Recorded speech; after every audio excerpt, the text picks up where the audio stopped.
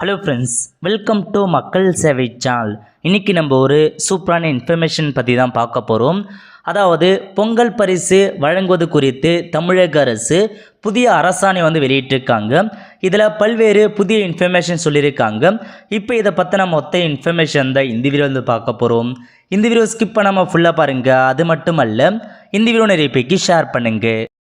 தமிழக அரசு வெளியிட்டுள்ள சுற்றறிக்கை இதுதான். 6/1/2024 அன்னைக்கு உணவுப் பொருள் வழங்கல் மற்றும் நுகர்வோர் பாதுகாப்புத்துறை அனைத்து மாவட்ட ஆட்சித் தலைவர்களுக்கு இந்த சுற்றறிக்கை வெளியிட்டிருக்காங்க.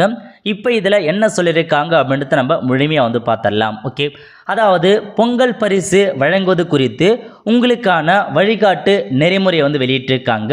எந்த மாதிரி நெறிமுறை வெளியிட்டிருக்காங்க அதை பற்றி நம்ம பார்க்குறதுக்கு முன்னாடி, தமிழக அரசு சார்பில் இந்த வருஷம் 2024ஆம் ஆண்டுக்கான பொங்கல் பரிசு வெளியிட்டிருந்தாங்க.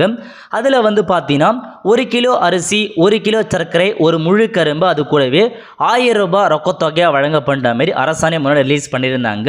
இப்போ அதை கொடுக்கறதுக்கான ஒரு வழிகாட்டு நெறிமுறை வெளியிட்டிருக்காங்க. ஸோ 1000 ரூபாய் பொறுத்த வரைக்கும் யாருக்கு கிடைக்க போகுதுன்னா, ஸோ ரேஷன் அட்டை, அரிசி அட்டை வச்சுருக்காங்க பாருங்கள், அவங்களுக்கு கிடைக்க போகுது. யார் யாருக்கு கிடைக்காதுன்னா, மத்திய மாநில அரசு ஊழியர், எம்ப்ளாயாக இருக்கீங்க, கவர்மெண்ட் ஜாபில் இருக்கீங்கன்னா உங்களுக்கு கிடைக்காது. அதேமாரி நீங்கள் வருமான வரி செலுத்தினா உங்களுக்கும் கிடைக்காதுன்றத தெளிவாக கொடுத்துருக்காங்க. நீங்கள் அரிசி அட்டை வச்சுருக்கீங்கன்னா கண்டிப்பாக உங்களுக்கான 1000 ரூபாய் வழங்க போகுதுன்றது தெளிவாக கொடுத்துருக்காங்க. அதுக்கடுத்து சொல்லியிருக்காங்க பாருங்கள். மேலும் விநியோகத்தினை முறைப்படுத்த 7/1/2024 முதல் தகுதியுள்ள அட்டைதாரர்களுக்கு டோக்கன்கள் விநியோகம் செய்ய அரசு முடிவு செய்யணும்னு சொல்லியிருக்காங்க. ஸோ டோக்கனை பொறுத்த வரைக்கும் 7/1/2024 முதல் உங்கள் ரேஷன் கடையில் உங்களுக்கான டோக்கனை விநியோகம் செய்ய போகிறாங்க. அதன் தொடர்ச்சியாக பின்வரும் கூடுதல் அறிவுரைகளை வழங்கப்படணும்னு சொல்லியிருக்காங்க. என்னமான அறிவுரைனா, மாவட்ட அளவில் பொது விநியோக திட்ட ஒருங்கிணைப்பு கூட்டம் நடத்தப்பட்டு பொங்கல் பரிசு தொகுப்பினை உரிய முறையில் நியாய விலை கடைகளுக்கு நகர்வு செய்து போதிய இருப்பு வைத்து முறையாக விநியோகம் செயல் தொடர்பாக வழிமுறைகள் கலந்து முடிவு செய்யணும்னு சொல்லியிருக்காங்க. அதாவது மாவட்ட அளவில், வட்ட அளவில் பார்த்தா குழுக்கள் உருவாக்கப்பட்டு எந்தமான பொருட்கள்லாம் விநியோகம் செய்யணும், அதுக்கான இருப்புலாம் கரெக்டாக இருக்கான மாதிரி சம்மந்தப்பட்ட ஆஃபீஸில் பார்த்தா கூட்டமாக கூடி பேசி முடிவு பண்ணுவாங்க. செகண்ட் என்ன சொல்லியிருக்காங்கன்னா, அதிக அளவு குடும்ப அட்டைகள் இணைக்கப்பட்டுள்ள நியாய விலை கடைகளில் குறிப்பாக 1500 குடும்ப அட்டைக்கும் மேல் இணைக்கப்பட்டுள்ள நியாய விலை கடைகள் விவரம் தொகுக்கப்பட்டு அக்கடைகளுக்கு டோக்கன்கள் மற்றும் பரிசு தொகுப்பு விநியோகிக்க கூடுதல் பணியில் பார்த்து நியமனம் செய்யும் சொல்லியிருக்காங்க. அதாவது ஒரு ரேஷன் கடையில் 1500க்கும் மேற்பட்ட ரேஷன் அந்த அட்டை இருக்குன்னா அந்த ரேஷன் கடையில் மட்டும் கூடுதலாக பார்த்தா பணியில் நியமிக்க சொல்லியிருக்காங்க. ஸோ யாராவது நியமிக்கலாம்னா, தமிழ்நாடு நுகர்பொருள் வாணிப கழகம் அங்கன்வாடி பணியாளர்கள் மற்றும் ஊரக வளர்ச்சித்துறை பணியாளரை ஒருங்கிணைத்து போதிய பணியில் பார்த்தா எண்ணிக்கை கொண்டு சேர்க்க சொல்லியிருக்காங்க. குறிப்பாக 1500 குடும்ப அட்டை ஒரு ரேஷன் கடையில் இருக்குன்னா அதுக்கு பார்த்தா 2 பேரை நியமிக்க சொல்லியிருக்காங்க. 1500க்கும் மேலே குடும்ப அட்டை ஒரு ரேஷன் ஷாப்பில் இருக்குன்னா 3 பர்சன் பார்த்தா ஒர்க் பண்ண சொல்லி தான் தெளிவாக கொடுத்துருக்காங்க. அதுக்கடுத்து 3வது பாயிண்ட் என்ன, குடும்ப அட்டைதாரர்கள் பொங்கல் பரிசு மற்றும் ரொக்கத்தொகை விரைவில் பெறும் நோக்கத்துடன் கடைகளுக்கு வருகை தர வாய்ப்புள்ளதால் 7/1/2024 முதல் 9/1/2024 வரை டோக்கன்கள் விநியோகம் செய்யப்படும் சொல்லியிருக்காங்க. ஸோ டோக்கன் எப்போ கொடுக்குறாங்கன்னா 7/1/2024 9/1/2024 வரைக்கும் உங்களுக்கான டோக்கன் வழங்குறாங்க.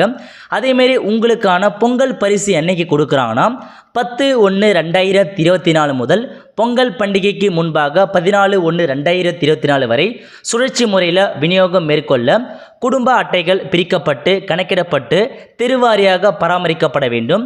அதன் அடிப்படையில் அட்டைதாரர் பரிசு தொகை பெற வேண்டிய நாள் மற்றும் நேரம் குறிப்பிட்டு டோக்கன்கள் அட்டைதாருடைய இல்லங்களுக்கு சென்று வழங்கப்படும் சொல்லியிருக்காங்க. ஸோ டோக்கன் பொறுத்த வரைக்கும் நீங்கள் ரேஷன் கடைக்கு போக தேவையில்லை, உங்கள் வீடு தேடி உங்களுடைய டோக்கன் ப்ரொவைட் பண்ணுவாங்க. அந்த டோக்கனில் உங்களுக்கு என்னைக்கு அந்த பரிசு கொடுக்க போகிறாங்க, அதுக்கான தேதி என்ன, டைம் என்னன்றதை கண்டிப்பாக டோக்கனில் மென்ஷன் பண்ணுவாங்க. அன்னைக்கு போயிட்டு உங்களுடைய ரேஷன் கடையில் உங்களுக்கான பொருட்கள் நீங்கள் வாங்கிக்கலாம். அதுக்கடுத்து 4வது பாயிண்ட் என்ன, பரிசு தொகுப்பு விநியோகம் 10/1/2024 முதல் துவக்கம் செய்யப்பட வேண்டும். தெருவாரியாக சுழற்சி முறையில் விநியோகம் மேற்கொள்ளப்படும் விவரம் நாள் மற்றும் நேரம் நியாய விலைக்கடை முன்பாக காட்சிப்படுத்த வேண்டும். விநியோகம் தொடர்ச்சியாக 14/1/2024 வரை மேற்கொள்ளப்பட வேண்டும். 12/1/2024 வெள்ளிக்கிழமை நியாய விலைக்கடைகள் செயல்படும். இதற்கு ஈடு செய்யும் விதமாக பிரிதொரு நாளில் விடுப்பு வழங்கப்பட்டு சொல்லியிருக்காங்க. ஸோ ரேஷன் கடையை பொறுத்த வரைக்கும் 12/1/2024 வெள்ளிக்கிழமை வந்து செயல்படும் அப்படின்றத சொல்லியிருக்காங்க. ஸோ அன்னைய டேட்ஸ் படி அதுக்கு மறுநாள் வந்து லீவில் போன்றத ஒரு நாள் வந்து அவங்களே சொல்லுவாங்க. அதுக்கடுத்து 5வது பாயிண்ட் என்ன, அதிக அளவு குடும்ப அட்டைகள் பயன்பாட்டில் இருக்கும் நியாய விலைக் கடைகளில் கூட்ட நெரிசலை தவிர்க்கும் வண்ணம் கூடுதல் கவுண்டர்கள் அமைத்து தற்போதைய விற்பனை முனையத்துடன் கூடுதலாக ஒரு விற்பனை முனையம் சேர்த்து விரைவில் பரிசு தொகுப்பு விநியோகம் முடிக்கும் வண்ணம் திட்ட ஒருங்கிணைப்பு பார்த்தா நடவடிக்கை எடுப்பேன்னு சொல்லியிருக்காங்க. அதுக்கடுத்து தற்போது குறிப்பாக நகர்ப்புற பகுதிகளில் ஒரே கட்டிடம் மற்றும் ஒரே பகுதியில் ஒன்றுக்கு மேற்பட்ட நியாய விலைக் கடைகள் செயல்பாட்டில் உள்ளது.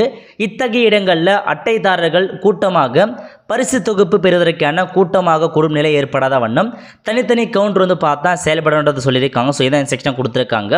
அது மட்டும் இல்லாமல் ஒரு சில சட்ட ஒழுங்கு பிரச்சனை இருக்கக்கூடிய நியாய விலைக் கடைகளில் போலீஸ் வந்து பார்த்தா ஏற்படுத்தலாம் அப்படின்றதையும் வந்து சொல்லியிருக்காங்க.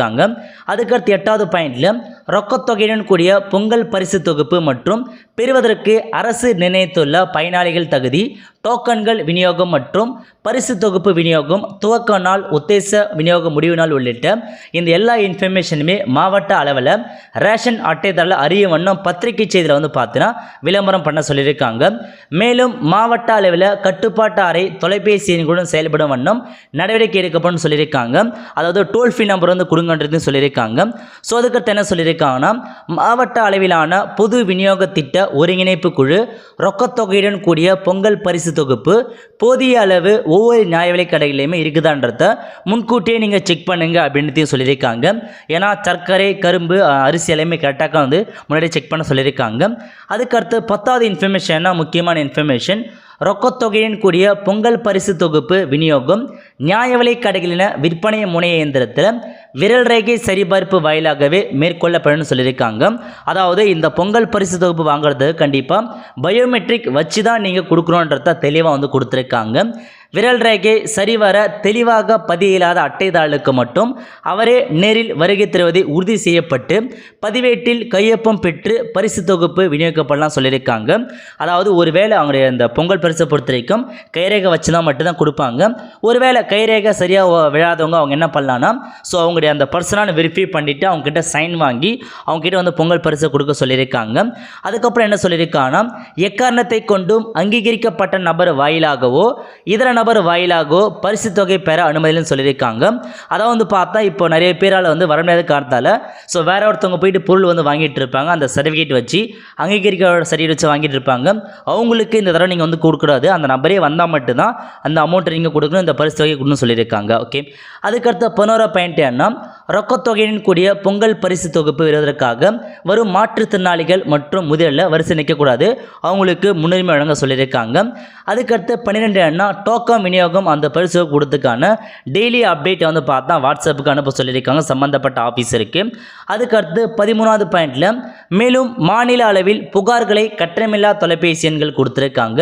1967 மற்றும் 18004225 5901 ஆகிய எண்களில் தெரிவிக்கலாம்னு சொல்லியிருக்காங்க. ஸோ ரேஷன் கடை பற்றி ஏதாவது இன்ஃபர்மேஷனும் கம்ப்ளைண்ட் பண்ணுறதா இருந்தால் இந்த டோல் ஃப்ரீ நம்பருக்கு நீங்கள் கால் பண்ணி கூப்பிடுங்க. அதேமாரி ஆணையரகத்தில் கட்டுப்பாட்டு அறைக்கான டோல் ஃப்ரீ நம்பர் கொடுத்துருக்காங்க. இந்த நம்பருக்கு நீங்கள் கால் பண்ணி உங்களுக்கான இன்ஃபர்மேஷனை கம்ப்ளைண்ட் நீங்கள் தெரிவிக்கலாம். ஓகே, ஸோ இதுதான் உங்களுக்கான ஒரு புதிய அரசாணையில் கொடுத்துருக்க மொத்த இன்ஃபர்மேஷன். ஸோ கண்டிப்பாக இந்த பற்றி நிறையா உங்களுக்கு வந்து தெரிஞ்சிருக்கும் இந்த பிடிஎஃப்ல. அவ்வளோ ஃப்ரெண்ட்ஸ், கண்டிப்பாக இந்த பிடிச்சி லைக் பண்ணுங்கள். அது மட்டும் அல்ல, இந்த வீடியோ நிறைய பேருக்கு ஷேர் பண்ணுங்கள். அடுத்து ஒரு நல்ல வீடியோ சந்திப்போம். நன்றி, வணக்கம்.